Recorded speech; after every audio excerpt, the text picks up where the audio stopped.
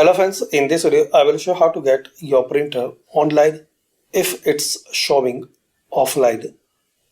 So simple way, search here printer,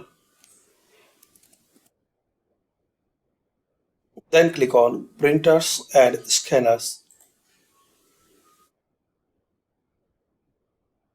Now here you will see your printer listed here. Click here on your printer, then here click on printer properties. Now here click on ports, select your default port, then click on configure port.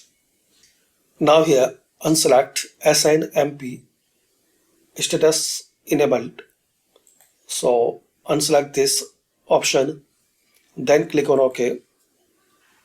Now apply and close it and restart your system.